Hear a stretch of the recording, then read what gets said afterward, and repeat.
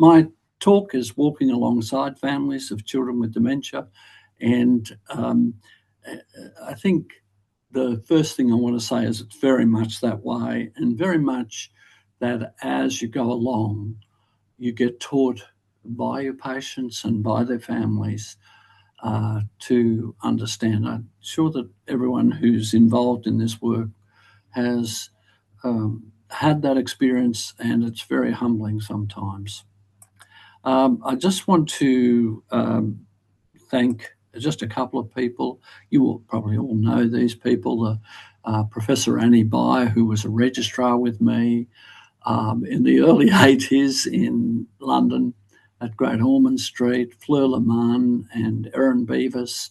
Some of you will know them from their work at Sydney Children's, Rebecca McIntosh again, and Suzanne Nevin, who's done an enormous amount of work to pull together work on childhood encephalopathy. Rani Sachdev, who's also involved with the genetics, just an amazing practitioner, Elizabeth Palmer, and Rachel McLaughlin, who has been recently doing work with Annie, particularly in the area of bereavement.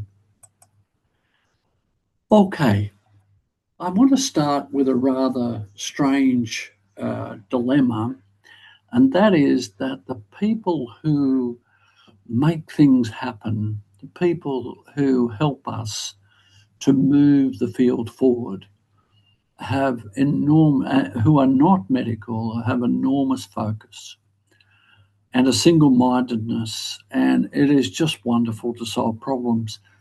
And sometimes that's tough for these families because they still need to have a normal life.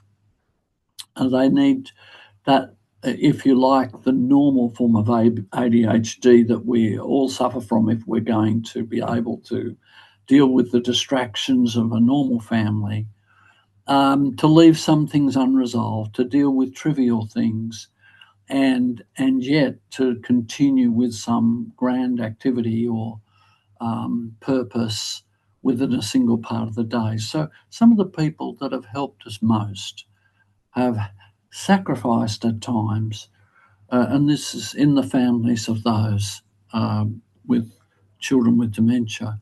So when you see the enormous achievements that have happened with the Dementia Consortium, you can see that also it's had to be done amidst those families being concerned about the here and now, while the long arc of what will happen for others continues to be in their mind. That's the first problem, the problem of, if you will, the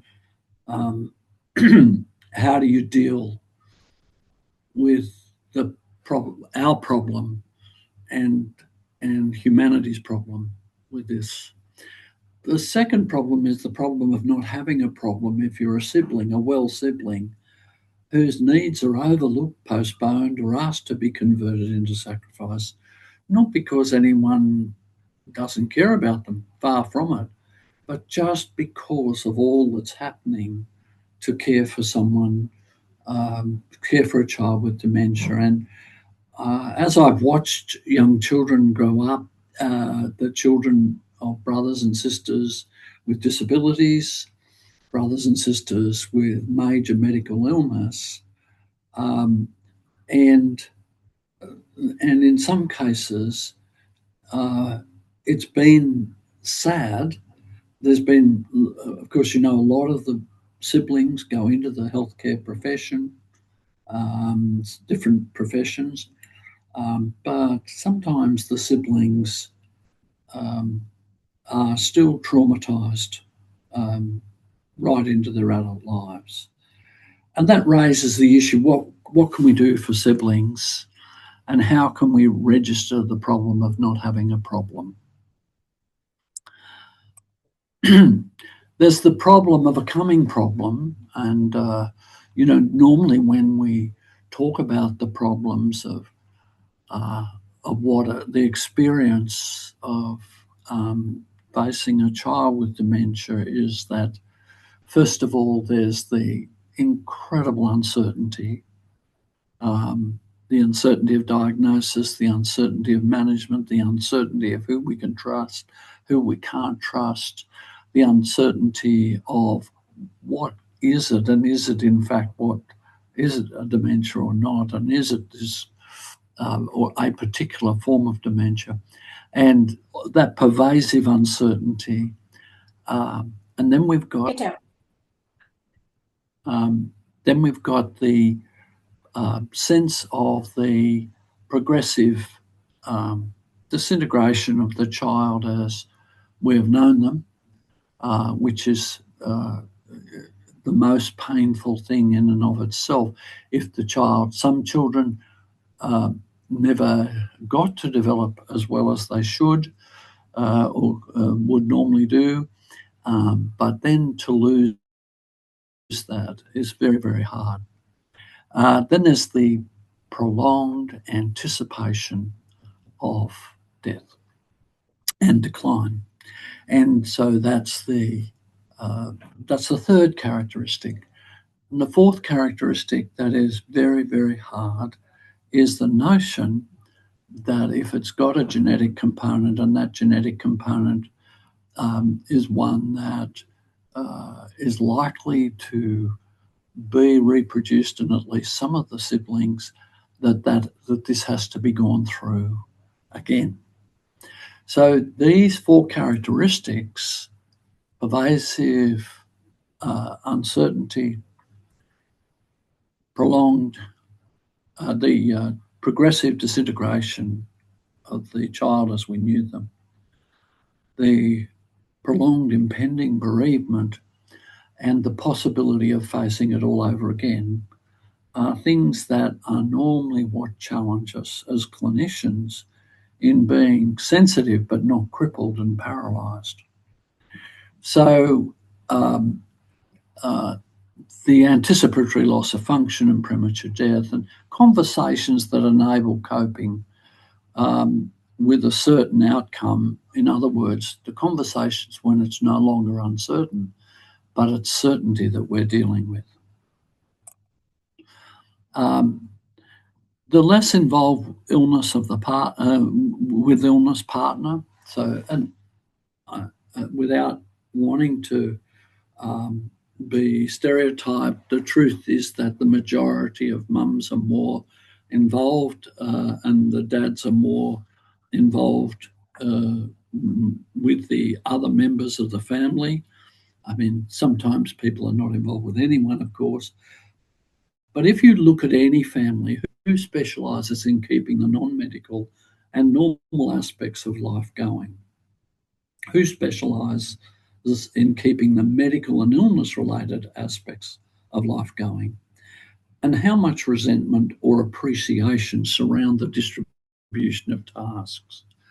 Because sometimes there's just one parent that is doing everything, and that is crushingly tough. So, but when you look at these, both are necessary tasks. And the question that we ask ourselves is, how do we help people to get a better distribution if it's possible?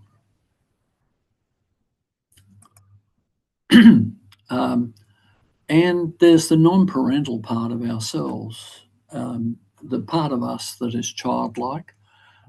You may have forgotten that part if you've been a very serious adult your whole life, but why is it helpful to nurture the non-parental part of ourselves and our role as a partner, a friend, a daughter, or a professional?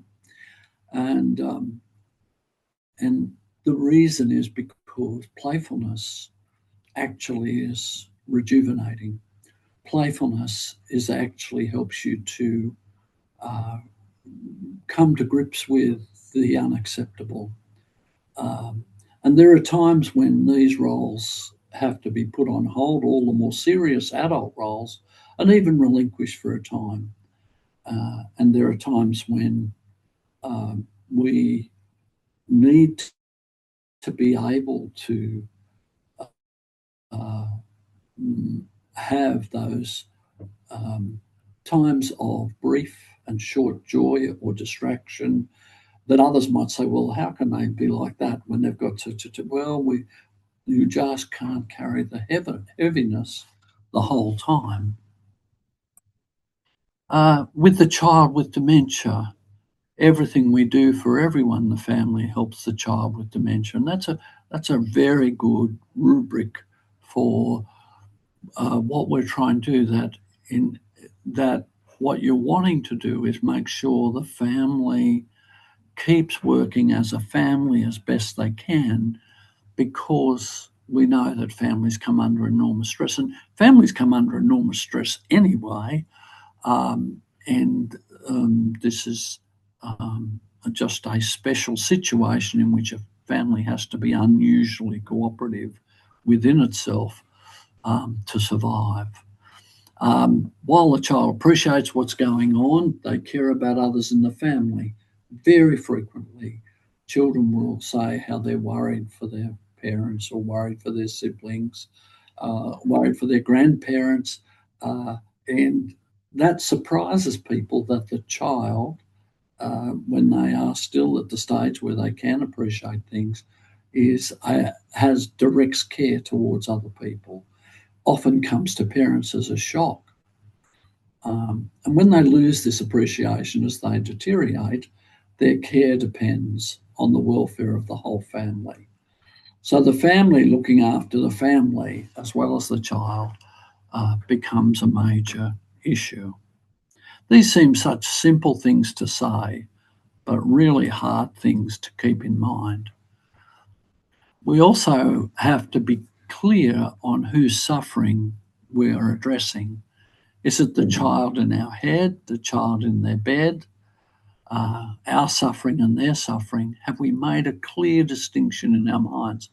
And frequently, people become very distressed for the child, and a parent may be very distressed for a child.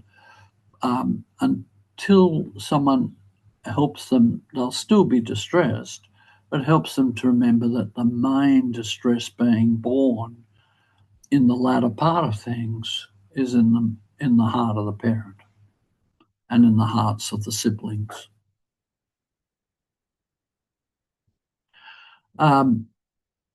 So the allocation of time to children and families of the future, this is where we started, and to ours. So the commitment of families to research, the development of services, it's an amazing thing. And quite, to me, quite wonderful that people are so sacrificial. But not every member of the family has signed up in the same way, and some, especially siblings, may be co-opted or feel coerced. And the family we have has to remain the priority. Again, it seems so obvious, but it's easy to lose sight of when you're digging deep to help in the long term, that no one else should have to suffer this. Friends and extended families, it's very unusual for extended and family friends to understand what it means. I mean that not that they aren't understanding in the sense that it's terrible, but they may be prone to offer foolish or superficial suggestions, or they may be so overwhelmed they withdraw. And I've been that person at times, that foolish, superficial person, as a professional. And I've withdrawn as a professional at times. And then as time has gone on, I've had to be more grown up. And to realize that often it's not what you say, but the ability to listen and the ability to look at the next helpful thing. So this happens with families with major mental illness, with severe head injury, severe intellectual and physical disability, and children with severe facial or physical disfigurement, and those whose children are abducted or killed. And we deal with all of those children in our services. And these are awful situations in which normally what we would say to comfort people feels very, very inadequate. So, understanding that others struggle to understand protects us from being bitter with disappointment. And I have to say, would I have understood? Would I have really understood? Had I not had the experiences, I'm pretty sure I wouldn't. And similarly with these other situations, do we understand? And nearly all of us are touched with some serious situation at some point in our life, um, even if it's not the same. So, people with children with dementia too may struggle to understand. The child with progressive neuromuscular disease who's mentally clear till late in the illness, and the problem of being aware. What a strange situation. And I'm reminded of a little boy who was dying with MS, and he was in what we call a locked in state. And he was aware, but he couldn't speak. And we had to just try to communicate and help him as he was fearful, as he was dying. It was lovely, actually. There was a young nurse, and he was 13, and he really wanted to have had the opportunity to fall in love. And he told me this, and I arranged for this young nurse to look after him. And, he immediately began to feel better, even though he was clearly dying. And that young nurse, who was just wonderful, probably was never going to be loved as much by anyone. The out of home care child who has had no parents or parents who might wish them ill or have a legacy of brain damage through ill treatment, and the rejection of being unacceptable. So one of the lovely things I see about the parents in the Dementia Consortium is how many of these children are deeply, deeply loved, and that their brief time on earth is characterised by being loved. And when you see children who are physically incredibly well, but haven't been, have known that they were not acceptable and that they were rejected, you think, oh, look, we've got everything round the wrong way. And yet, these children and the children in the consortium, those in the childhood dementia cohort, by a long stretch, most of them are deeply loved. The child with a severe ongoing mental illness and normal or above average intelligence who is rendered unable to work, unable to have a relationship, unable to um, uh, be able to be on their own without some degree of suffering. And now, none of these need be the many people won't have to experience these things, and they shouldn't be expected to understand, even though it'd be lovely if they did. Why should they?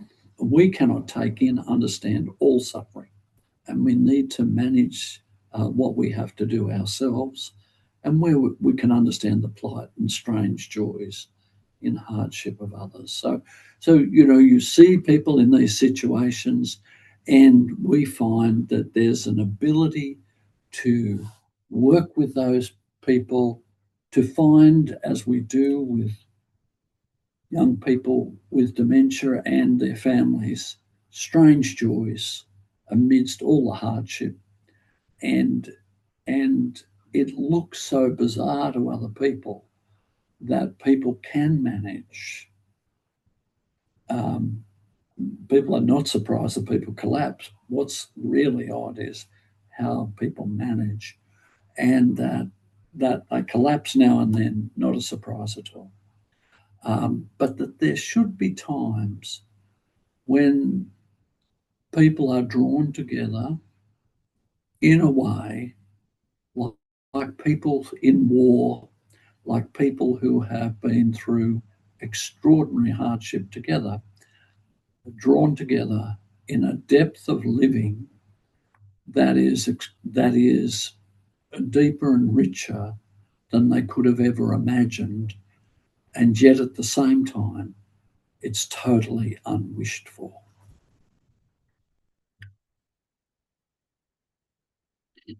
So, understanding and being understand, we understand and others understand for ourselves because it's less emotionally demanding and traumatizing. We don't spend all our time raging against others being thoughtless and understanding. We do often in the first place, but as time goes on, we get to see a lot of different situations as we um, belong to the community of suffering. Um, we try to understand rather than being understood because it's easier for all those in our immediate family who get sick of waiting for others to understand and who get distressed at our rage. And we understand that people might not understand, so we can put our energy into our family and ourselves instead of trying to control others' attitudes and convert the world to a more understanding position. Of course, we try to, and but the reality is that at some point we understand that we are not understood. The strange joys and the value of small sillinesses, the almost incommunicable nature of any form of long-term suffering, are the daily joys and sorrows and taking the good we can. The role of humour and silliness as a relief amidst the tragedy that of the war against illness can be so precious that they bond those that share them, as ordinary families may never know. And there is a love that has no payback, no audience, no reason other than caring for the ones we love, that makes most of what we call love trivial, and yet we do not despise the trivial. A lot of life surely was meant to be just a little bit less serious. So, this presentation, there's no secret answer to managing our children when they suffer from conditions that have no cure. As I often say to people, when I'm brought to the position where I have nothing in my hands to bring and I'm naked of solutions, and then the issue is I'm here in the darkness with you. And this presentation just aims to honestly deal with the common problems as I've encountered over the last 4 decades with people like Annie Bye, with whom I first began to see these children in London so many years ago. And now it's your turn. I've put some references at the end that you can look at, but I'm sure that what's really important is that we can answer that we just talk about these issues. Thanks.